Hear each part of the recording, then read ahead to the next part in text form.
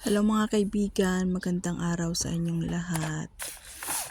Andito nga pala ako sa loob ng tent kasi nang nagcamping kami nung New Year.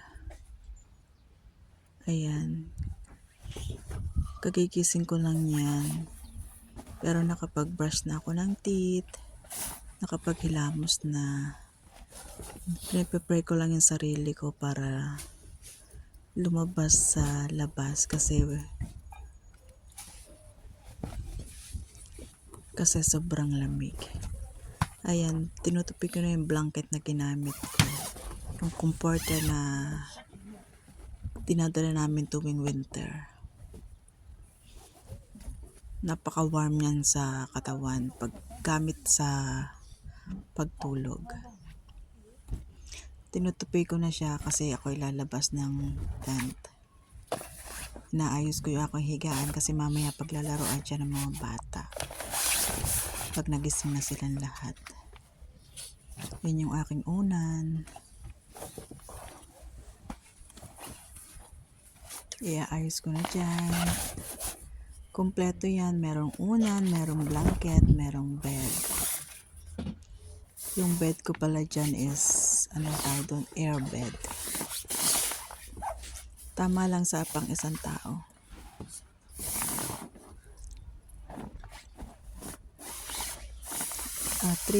4 days kami sa camping. 3 nights and 4 days.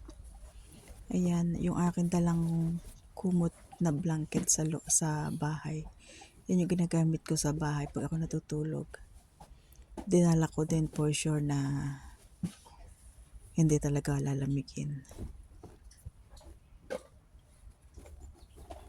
Pero mostly nilalatag ko lang ito sa tabihan ko kasi medyo yung airbed ko medyo tama lang sa akin. Yung nasa tabihan medyo malamig yung lupa.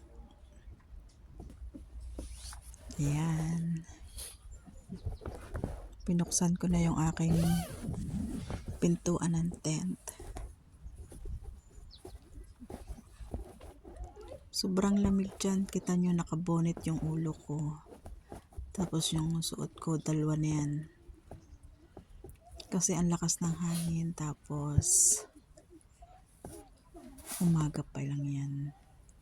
Tapos yan dagat at saka bundok. Ang daming punong kahoy. Siyempre pag nandun lalong malamig. Ayan, nalis ko na yung aking medyas na sinuot pantulog. Papalitan ko yung medyas na ko sa sapatos. Pero bago ako mag-medyas, siyempre lalagyan ko muna ng lotion yung aking paa. Kasi yung paa ko nagbibitak yung likodan. Sobra kasing dry ng weather. Nakakabitak ng paa.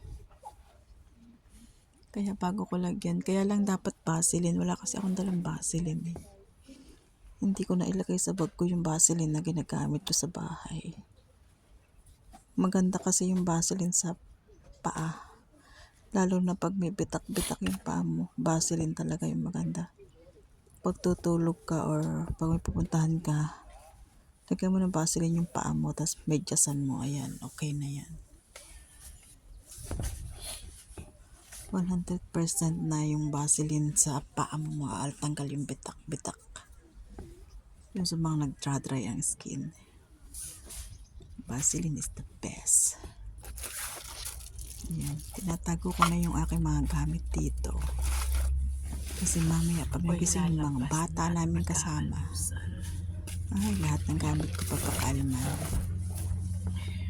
Paglalaroan nila yan, mag-hide and seek sila sa loob ng tent. Mamaya ko nasusuotin yung sombrero ko. Nilagay ko lang muna doon. Tapos balikan ko siya mamaya.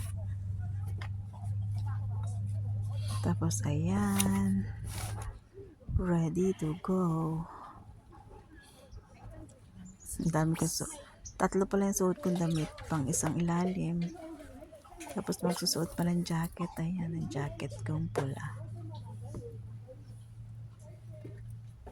Kasi talaga sa umaga sobrang lamig. Maaga lang kasi akong gumising. Gusto kong mag-video. para naman meron may update sa mga viewers ko na lagi nakasubaybay sa akin.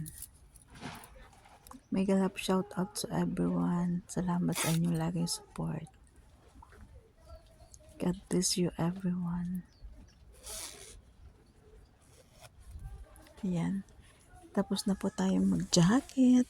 Tapos na ako mag-jacket.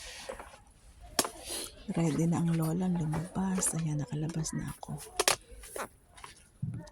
Tingnan nyo yung aking higaan. Ayan, ang ganda diba? Parang nasa loob lang din ng bahay. Ayan yung aking higaan sa loob ng tent. Para din siyang kwarto. Ayan. Yan yung kabuuan ng higaan ko. Tapos ito naman yung kay Naamo. Andyan sila sa loob na yan. 4 sila diyan, yung mag-asawa. Tapos yung 2 kong alaga. Sama-sama sila dyan. Tapos ito yung pinaka gitna niya, yung lakadan. Malaki yung tent na yan. Guys, maraming salamat sa inyong panonood. Bye-bye!